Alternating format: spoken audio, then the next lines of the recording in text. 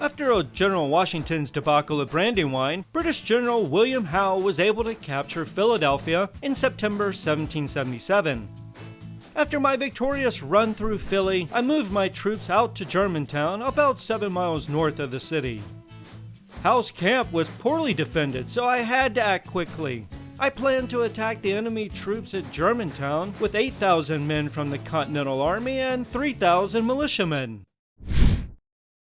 Washington planned to attack the British from 4 different directions at dawn on October 4th, 1777. One general would attack with the main force, another would attack the British flank, and the last would attack the British rear. General John Sullivan would attack with the main force, while General Nathaniel Greene attacked on the flank. We loved the general, but sometimes his plans were a bit lofty and hard to execute in practice.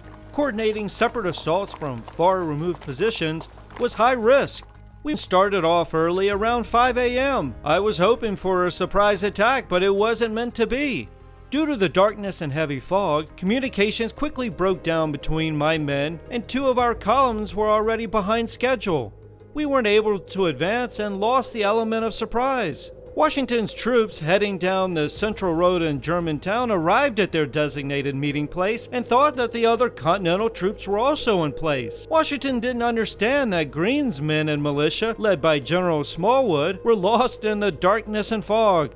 Unaware of Greene's delays, Washington gave orders for Sullivan to attack. Sullivan's troops surprised Howe's advance guard and forced it back towards Germantown in confusion as dense fog blanketed the battlefield.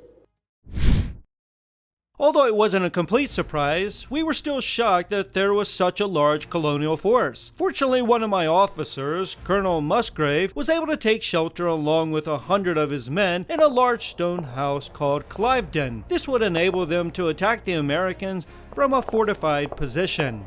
At that point in time, it seemed like the Americans had the upper hand, especially when American General John Sullivan simply bypassed the roughly 100 men in the house and kept pushing forward towards the British center. We couldn't leave the house behind us as it would expose our rear flank, so we returned to Cliveden House to capture it. It had over 100 British soldiers defending it. Unfortunately, that's when it all started to fall apart. At the front, Sullivan and Wayne's men were exerting heavy pressure on the British center, though they were running low on ammo. Then Greene's men finally arrived on the field and became disoriented by the fog. Howe's flanks were left untouched and intact. Oh brother, we were in a real mess. We were low on ammo, so we had to slow down our firing. Amid all the fog and chaos, some of our troops were firing on each other. Others thought that they were being encircled by the enemy and withdrew.